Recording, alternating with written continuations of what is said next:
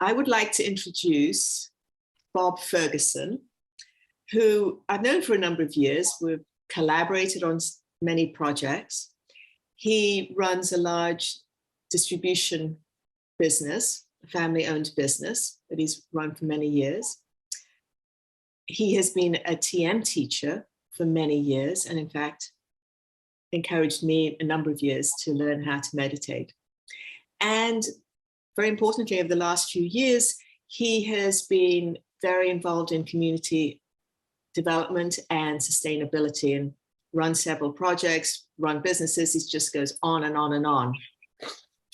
And yeah, Bob has so much energy. Oh my goodness. So I'm going to ask Bob his impression of a course he just took that I facilitated on amplifying your mental fitness. So welcome, Bob. Well, thank you, Angela. It's a pleasure to be here. So yeah, we do go back quite a few years, probably 20 years or 20 years. Something like that, yeah. Something like that. How time flies when you're having fun. Yeah. So I had bumped into positive intelligence. I bought the book. This was probably 4 years ago. And I read the book and I did the exercises and I really liked it. But I didn't have an organized group to be with, and I didn't have the marvelous app that's available. So I kind of fell off of it. So when Angela approached me and said she is putting a cohort together, would I like to be involved? I said, well, do I really have time? And I go, well, this is the kind of thing that you can't afford not to do. So I said, sure, and signed up. And boy, did I get more than I ever bargained for. It has been an amazing ride for this last 7 weeks.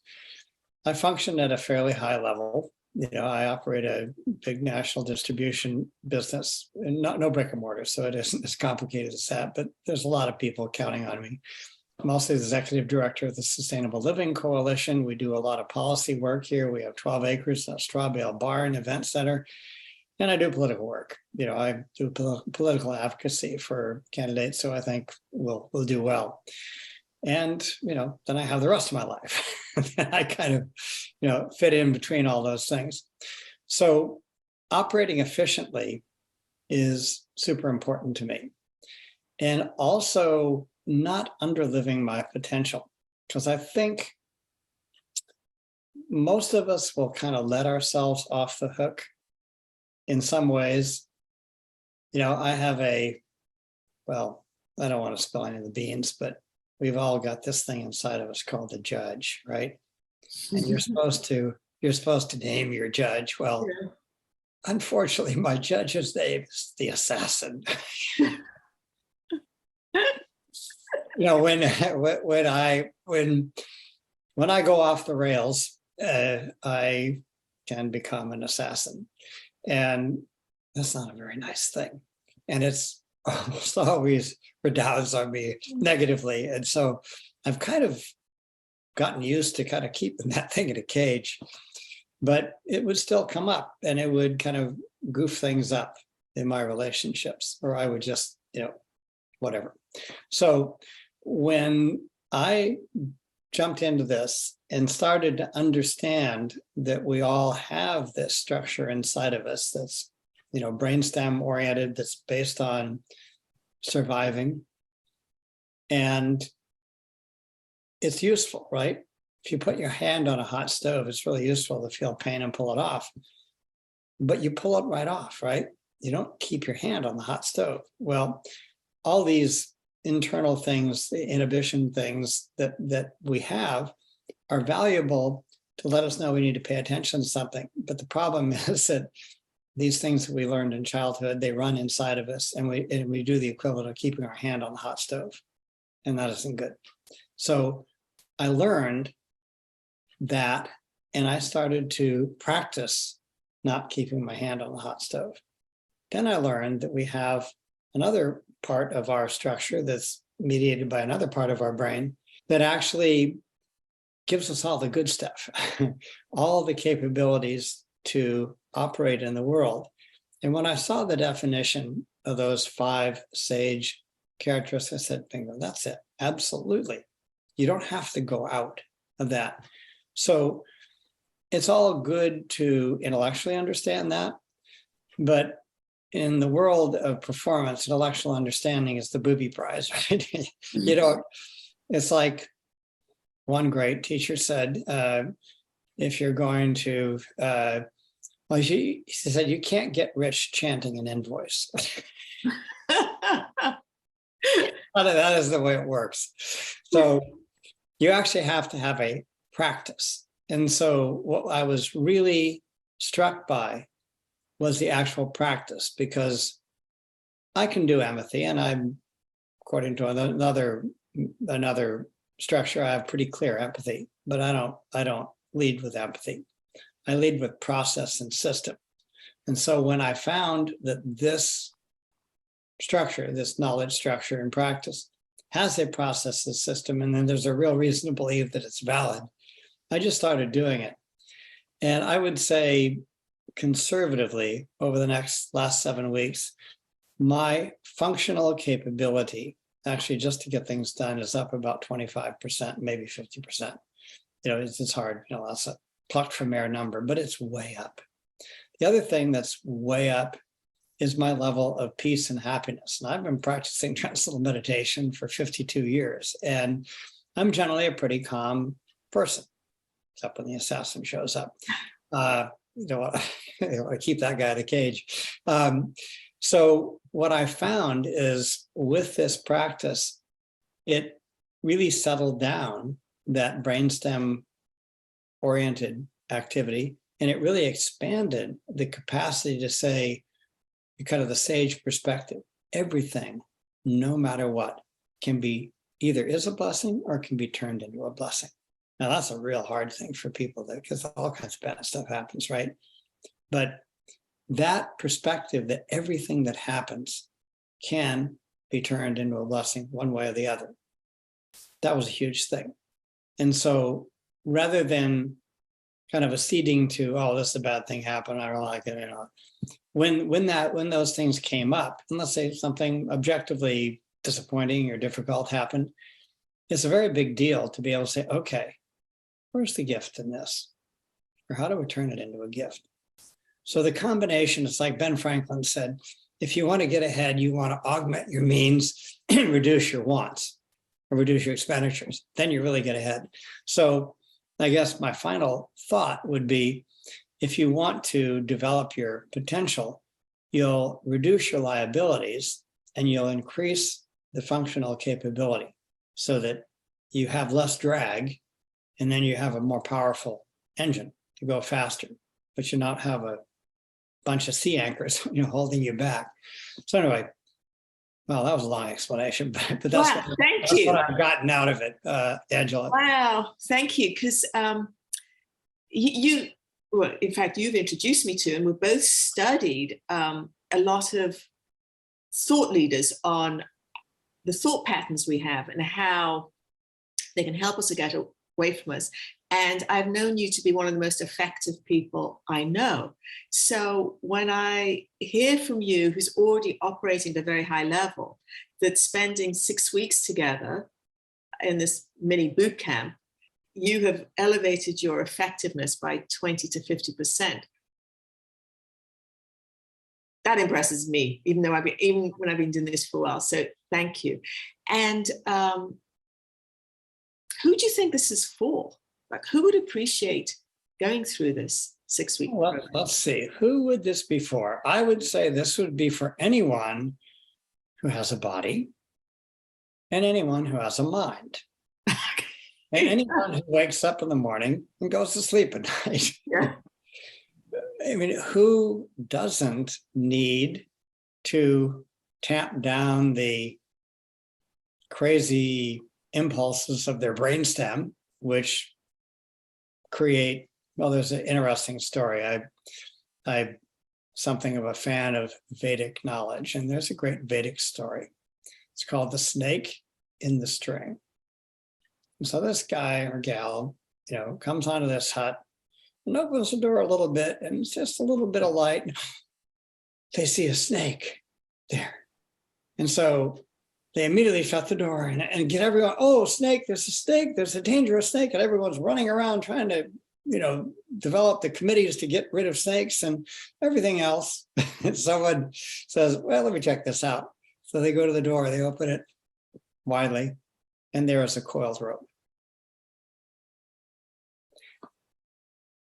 Everything, and this is a tough thing for us to recognize, everything that bothers us is in essence a coiled rope. We just have to understand it. Everything that bothers us rope. is a coiled rope. There are no snakes, ultimately. So this particular knowledge and this particular practice allows us to identify the snakes in the string that live inside of us and open the door a little bit more. Realize that is the snake, it's just a string, it's a rope. And that combined with the sage games, I'm throwing a few things out, but I'm not going to tell you about that because you got to take the course to find out about sage games, but they're cool. Oh, are they cool? So yeah, anyone who wants to be happy. Because one of the things that Shazad Shamin says, which makes all the sense in the world, because we've all bumped into it. He said, if you're run by what he calls your saboteurs, the patterns, you can be highly successful. You can become a billionaire, but you cannot be happy. You cannot be happy. If you want to be successful and happy, you got to rein them critters in and develop the part of your awareness that gives you the good stuff, that gives you the capacity to empathize and explore and innovate and navigate and ultimately activate. That's what you need. And so basically, there isn't a person on earth who I wouldn't wish this knowledge to be available to. Now, to answer your question more specifically, if you're in a leadership position, why do you need this? Because we need to be effective as a leader. And our effectiveness as a leader is determined by how run we are by our saboteurs and how much access we have to our sage. And if you want to be a super effective leader, if you want to be, as Jim Collins said in Good to Great, if you want to be a level 5 leader, then you need this stuff. So, and who wouldn't want to be a level 5 leader? Well, absolutely. And I really appreciated the metaphor you created. Like you got this car and just getting rid of all the excess weight and drag and allowing your engine to be more powerful. Who doesn't want that? Who doesn't want that? Get rid of the sandbags you've been carrying around in the trunk. Get rid of them. You don't need them. Yeah. And allow the engine to run well. Yeah. But any executive, people who are, or people who want to achieve greatly, or people who want to do well with their family or their kids, or they volunteer at church, or anyone. And as someone pointed out, if you want to get ahead of life, you don't grasp for the next level, you grow out of the level that you're at. Mm-hmm. You simply grow out of the level you're at. It's like if you want to get a raise, don't try to get a raise. Just grow to the point where they have to give you another job. That's the only choice. And then it's joyful and it's simple and all that. It's relatively stress-free. Yeah, and so many people think that it's a binary choice. I can be successful or happy, but I can't be both. Or that success is some narrow definition. But to be able to create success that's meaningful to you and be happy, who wouldn't want that? Well, exactly. And the issue is if we define success as getting somewhere or doing something, as someone cogently pointed out, if you are what you do, when you don't, you aren't. Oh, that is so good. If you are what you do, when you don't, you aren't. You aren't. We all have an existential terror about not mattering or dying or not being here. Yeah. Who wants to not be who they've made themselves to be? If, on the other hand, you're focusing on this inner development, you're developing the sage, then success in life is going out and playing with those tools. It doesn't matter whether it's being the executive of the company, or a janitor, or a kindergarten teacher, or a volunteer at a church or a nonprofit. It doesn't matter. Success is defined as having a fuller availability of your potential and going out and have fun using it. And paradoxically, if you do that, you'll rise to a high level of success in whatever you do, and you'll also be happy. But if you're driven by saboteurs, if you're achieving because you're terrified of not achieving, then how much achievement do you need before you're satisfied? Yeah. You'll never get there. It's like chasing a mirage, because you're not focusing on your own potential and your own enjoyment and the service you're giving. You're focusing on a thing, and things are never intrinsically satisfying. Just get something that you want and then see if that extinguishes your desire. Some wise sage pointed out that's like trying to cure eczema by scratching it. Okay. You'll never get it done. Yeah. So that's why this is so important. It's so important to come from a level of our potential, then go out and have fun and play. As I'm listening to you, I'm reminded of why this is so important to me, in that my work is, I say, to shine the gems, is to help people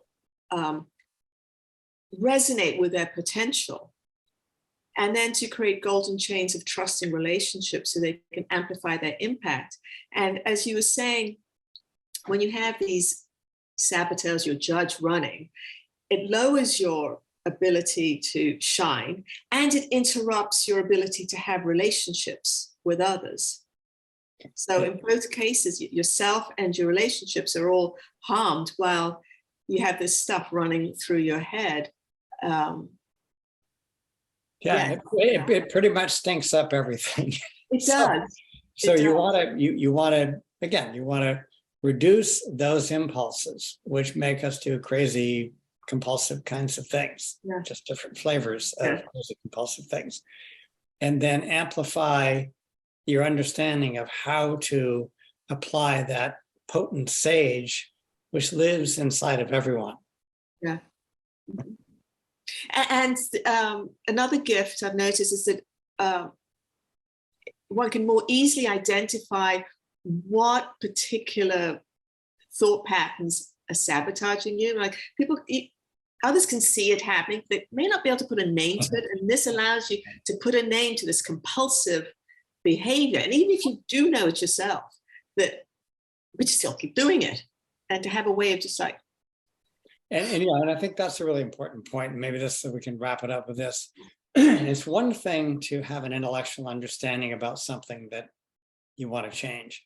If you understand that there is a basic neurophysiology, and then you have actual process and technique, the technique and process is effective. And I just would recommend anyone at least looking into it, calling Angela. Well, thank you. Thank you, Bob.